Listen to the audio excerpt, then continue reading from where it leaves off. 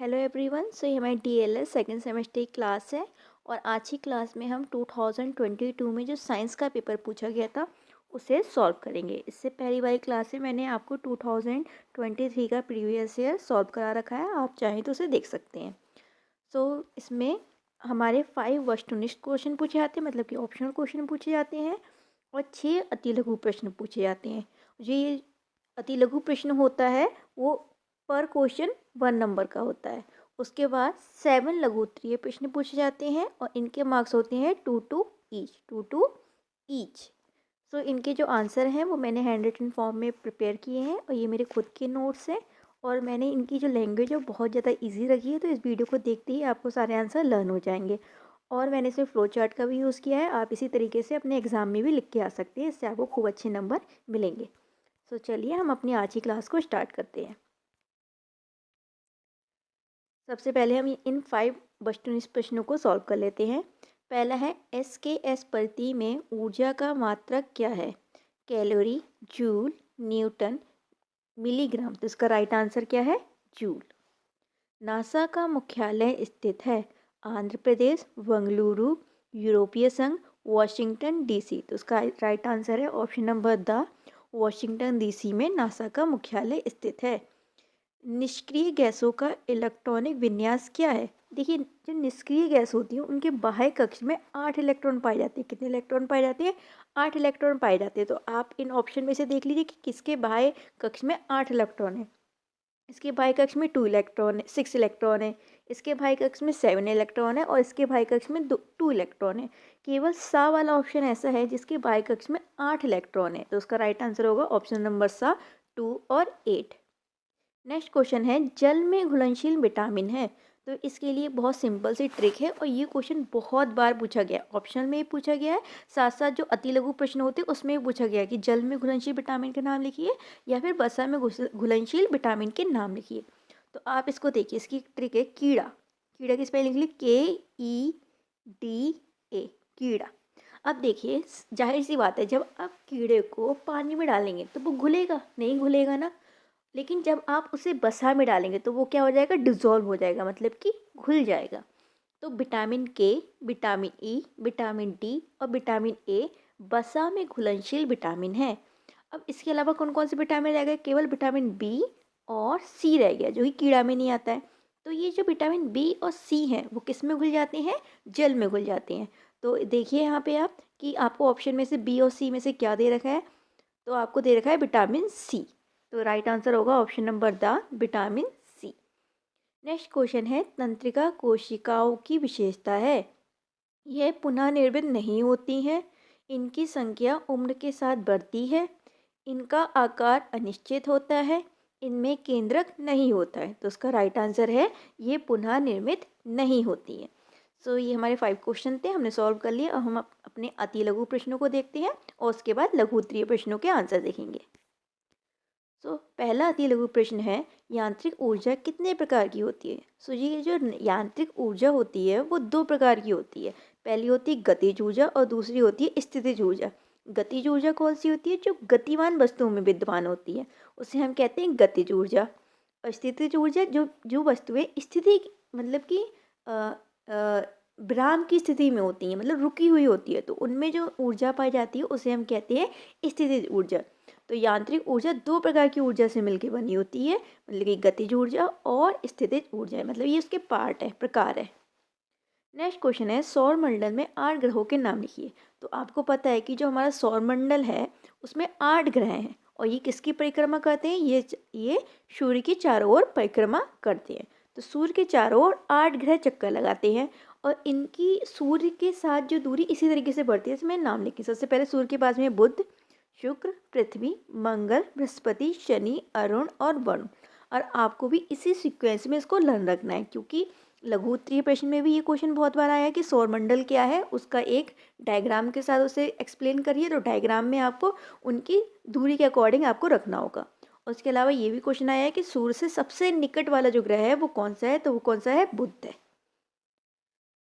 Next question है neutron की खोज किसने की? तो न्यूट्रॉन की खोज ब्रिटेन के वैज्ञानिक थे जिनका नाम था जेम्स चैडविक ने 1931 में की थी। इसके अलावा मैंने आपके लिए यहाँ पे लिख भी दिया है कि अगर न्यूट्रॉन का क्वेश्चन आया तो हो सकता है कभी इलेक्ट्रॉन या प्रोटॉन वाला क्वेश्चन ही लिया जाए। तो मैंने लिख दिया है कि इलेक्ट्रॉन की खोज जे थॉम्सन ने और प्रोटॉन की खोज रदरफोर्ड ने की थी। नेक्स्ट क्वेश्चन है, जीवाणुओं से होने वाले 2 रोगों के नाम रखिए। तो आप इस तरीके से लिखेंगे, जीवाणु से होने वाले 2 रोग डैश, हैजा और मियादी बुखार। हमारा नेक्स्ट क्वेश्चन है, वनस्पति कोशिका और प्राणी कोशिका में 2 अंतर लिखिए। तो आप इस तरीके से लिख के आइएगा अंतर लिखने का सबसे बेस्ट तरीका यही होता है। तो एक तरफ डालेंगे आप वनस्पति कोशिका, दूसरी तरफ प्राणी कोशिका, और ये आधार है उसके अंतर के। पहला है कोशिका भित्ति। तो वनस्पति में कोशिका जो होती है, वनस्पति कोशिका में एक कठोर व निश्चित आकृति की कोशिका भित्ति पाई जाती है, जो किसकी बनी होती है, जो सेलुलस की बनी होती है। लेकिन जो प्राणी कोशिका होती है उसमें कोई भी कोशिका भित्ति नहीं पाई जाती है। नेक्स्ट है क्लोरोप्लास्ट। आपको पता है कि वनस्पति में प्लास्ट पाया जाता है, लेकिन जो प्राणी होते हैं उसमें क्लोरोप्लास्ट नहीं पाया जाता।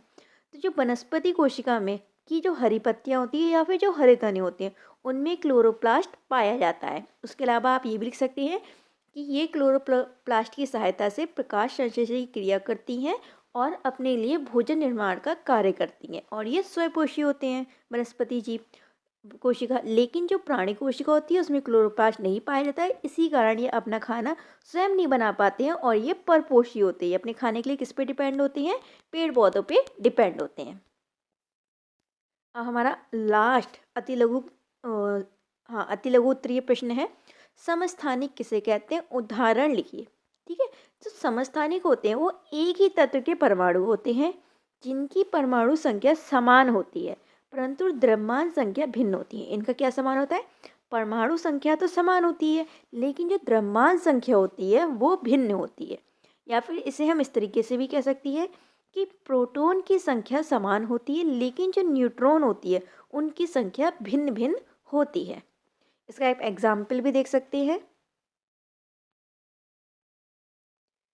1H1 मतलब और 1H2। 1H1 में जो प्रोटॉन है वो 1 है, 1H2 में प्रोटॉन भी 1 है। तो देखिए दोनों में प्रोटॉन की संख्या कैसी है, बराबर है। अब न्यूट्रॉन देखिए यहाँ पे तो 0 है लेकिन यहाँ पे 1 है, तो न्यूट्रॉन की संख्या क्या हो गई, अलग हो गई। उसके अलावा यहाँ की जो द्रव्यमान संख्या है वो 1 है और ये 1H2 की द्रव्यमान संख्या 2 है, तो द्रव्यमान संख्या भी अलग हो गई। आई होप आपको अच्छे समझ में आ गया होगा। हमारे अति लघु प्रश्न यहीं पे ख़त्म होते हैं। अब हम अपने लघु उत्तरीय प्रश्नों को देखते हैं। तो हमारा पहला लघु उत्तरीय प्रश्न है, ऊर्जा संरक्षण का नियम क्या है। देखिए ऊर्जा संरक्षण से आपको समझ में आ रहा है कि ऊर्जा संरक्षित होकर रह रही है, ना तो खत्म हो रही है ना ही बन रही है।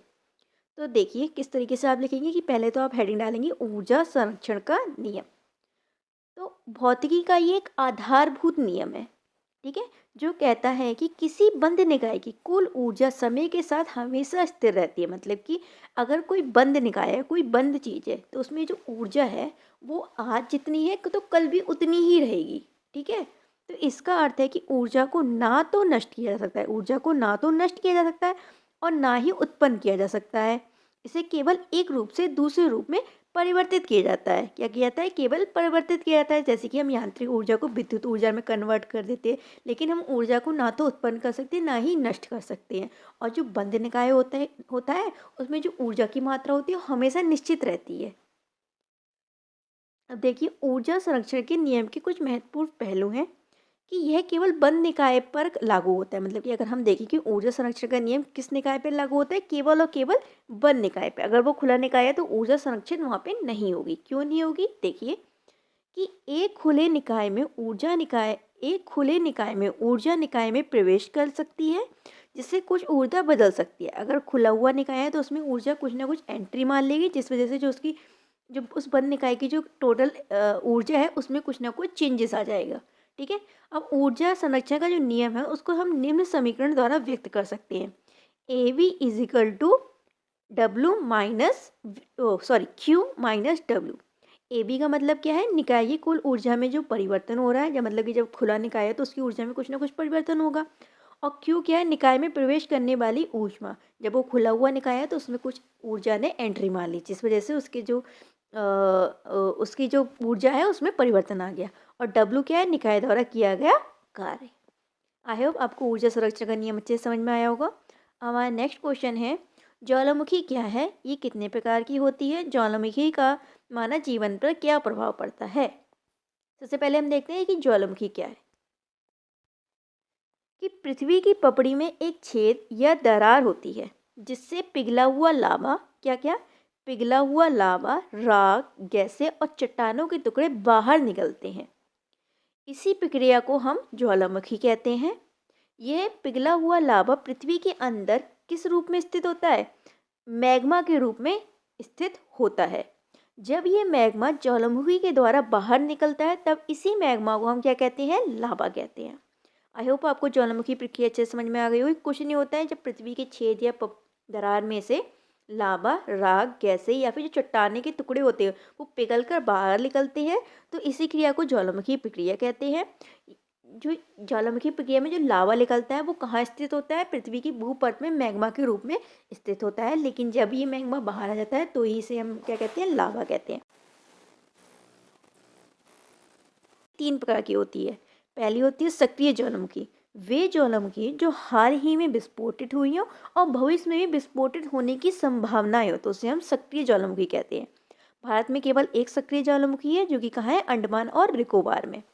नेक्स्ट है सुप्त ज्वालामुखी।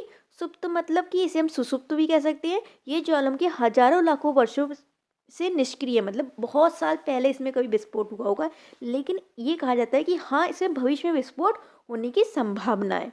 मतलब बहुत साल से तो डेड पड़ी है, लेकिन विलुप्त, या इसे हम मृत ज्वालामुखी भी कह सकते हैं। ये तो बहुत सालों से विस्फोटित भी नहीं हुई है, मतलब लाखों सालों से कैसी है, निष्क्रिय है।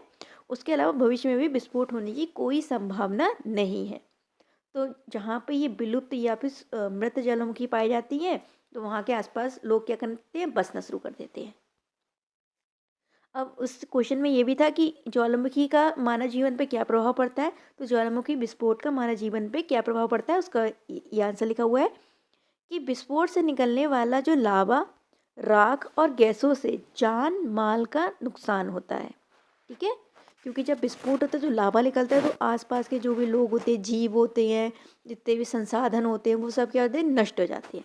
दूसरा है ज्वालामुखी द्वारा निकलने वाली हानिकारक गैस से, राख से सांस लेने में परेशानी होती है, क्योंकि उसमें बहुत ज़्यादा मात्रा में SO4 और CO2 निकलती है। ज्वालामुखी विस्फोट से पत्तियों पर राख का भार पड़ने से पौधे दब जाते हैं, क्योंकि राख भी निकलती है। अब राख निकलती है तो वातावरण में फैल जाती है, जब वो नीचे आती है राख तो पौधों पे गिरती है और पौधे दब जाते हैं। ये इसका एक फ्लो चार्ट बनाया है कि ज्वालामुखी विस्फोट से मानव जीवन पर प्रभाव। कृषि का विनाश होता है, वायु प्रदूषण का प्रसार होता है, मतलब बढ़ावा होता है, आबादी का विस्थापन होता है। जाहिर सी बात है, जहाँ पे ज्वालामुखी विस्फोट होगा वहाँ पे तो कोई नहीं रहेगा, कौन लावा के नीचे दब के मरना चाहेगा, तो वहाँ से आबादी चली जाती है। SO2 मतलब कि सल्फ्यूरिक जो गैस होती है वो वातावरण में उसकी अधिकता हो जाती है और बुनियादी ढांचे को नुकसान, मतलब कि जो आधारभूत संरचना होती है पृथ्वी की, उसको नुकसान पहुँचता है। नेक्स्ट क्वेश्चन है, उत्क्रमणीय और तथा अनुत्क्रमणीय परिवर्तन को उदाहरण सहित समझाइए।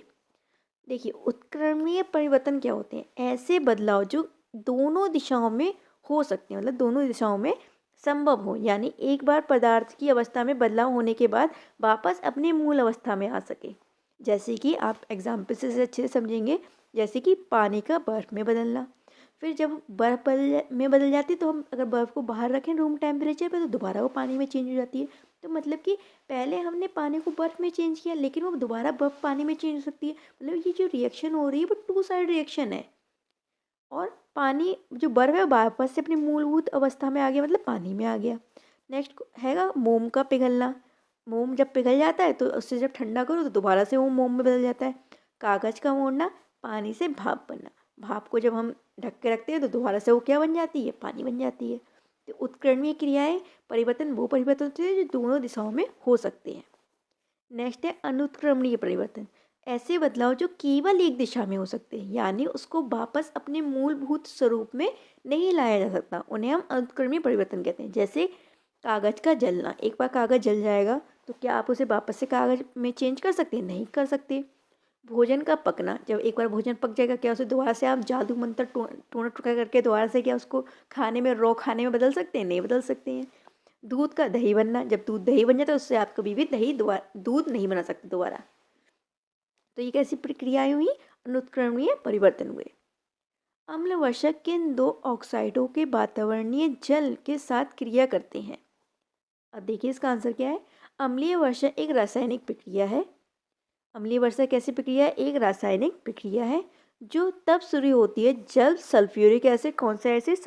सल्फर डाइऑक्साइड और नाइट्रोजन ऑक्साइड जैसे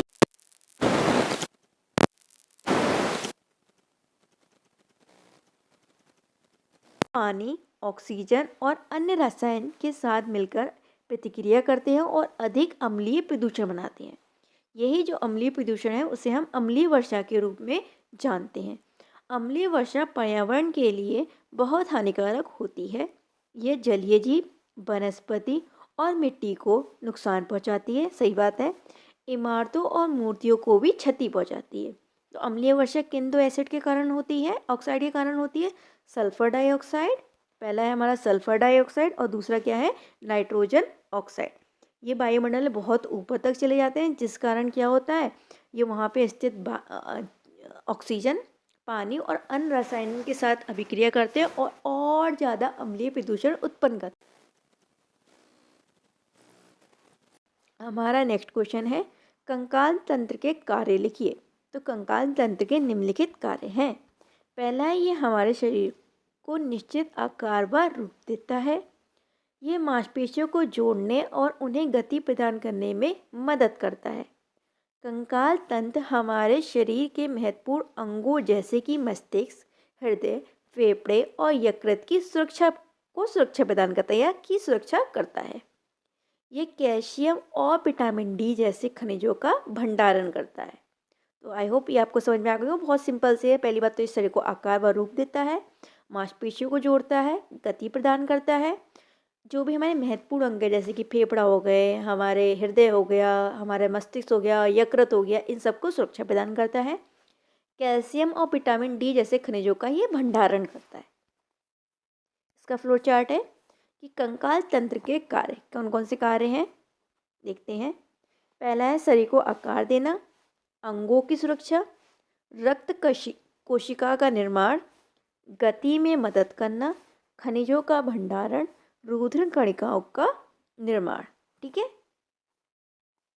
अब हम अपना नेक्स्ट क्वेश्चन देखते हैं। मृदा अपरदन से आप क्या समझते हैं? इसके कारण एवं रोकने के उपाय पर प्रकाश डालिए। मृदा अपरदन कुछ नहीं होता है, जो मिट्टी का कटाव होता है उसे ही हम मृदा अपरदन कहते हैं। ये कैसी प्रक्रिया है? मृदा अपरदन एक प्राकृतिक प्रक्रिया है। कैसी प्रक्रिया है? प्राकृतिक प्रक्रिया है।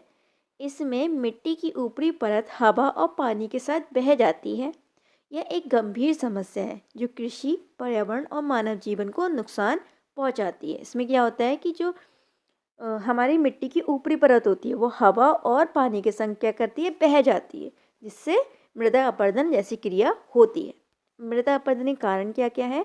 वनों का अविवेकपूर्ण कटाव। देखिए, अब आप कहेंगे कि वनों के कटाव से मृदा का क्या संबंध है? तो जो वन होते हैं या फिर जो पेड़ होते हैं उनकी जड़ें मृदा को एकदम पकड़ के रखती हैं।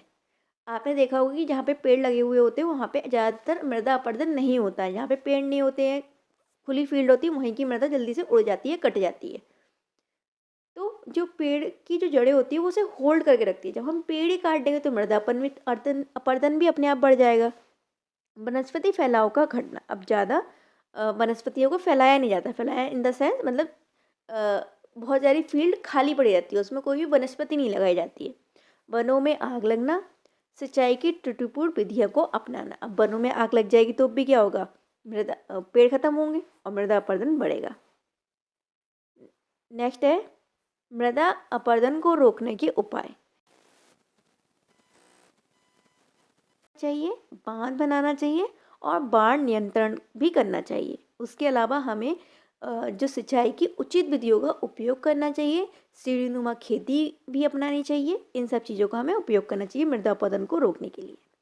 मृदा अपरदन को रोकना एक महत्वपूर्ण कार्य है।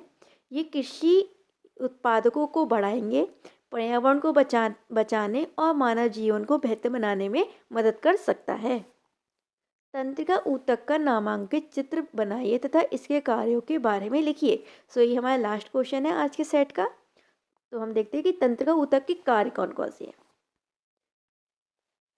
ये शरीर के समस्त अंगों व कार्यों में सामंजस्य स्थापित करना तंत्रिका ऊतक का मुख्य कार्य है। नेक्स्ट है, यह संवेदना को शरीर के एक भाग से दूसरे भाग में भेजने का कार्य करती है, मतलब सेंसेशन को। तीसरा है, ये शरीर की विभिन्न प्रक्रियाओं को नियंत्रित करती है, जैसे मांसपेशियों की गति, हृदय की गति। उसके अलावा जो हमारा लास्ट पॉइंट है वो ये है कि शरीर की विभिन्न भागों को शरीर के विभिन्न भागों में सूचना पहुंचाने का कार्य, मतलब कि ये शरीर के विभिन्न भागों में सूचना पहुंचाने का कार्य भी करती है। अब देखिए हमारे तंत्रिका ऊतक का डायग्राम बना हुआ है। देखिए इस तरीके से आपको डायग्राम बनाना है तंत्रिका ऊतक का। ये जो फुचल्ले से लिखे हुए हैं इसे हम क्या कहते हैं, दुमिका। मिडल में क्या है हमारा, केंद्रक। ये इस तरीके की संरचना है दाने दाने जैसी, इसे हम कहते हैं कोशिका काय। ये बीच की जो गैप होता है उसे हम कहते हैं तंत्रिकाक्ष। और ये लास्ट वाला जो पार्ट है हमें लास्ट में दिख रहा है, तो हमें पता है कि तंत्रिका का अंतिम सिरा। एक बार हम और देखते हैं कि कौन सा है। ये जो हमारे फुचल्ले से लिखे हुए हैं ये हो गई हमारी दुमिका। मिडल हमारा केंद्रक, जो दाने दाने हैं वो हो गए हमारे कोशिका काय। इसका जो मिडल भाग है वो हमें पता है तंत्रिका काक्ष। और ये क्या है, हमारा तंत्रिका का अंतिम सिरा। आई होप आपको ये वाला सेट अच्छा लगा होगा और आपको साथ ही साथ लर्न भी हो गया होगा। इसके बाद का जो सेट है वो हम दूसरी क्लास में देखेंगे। Bye and have a good day.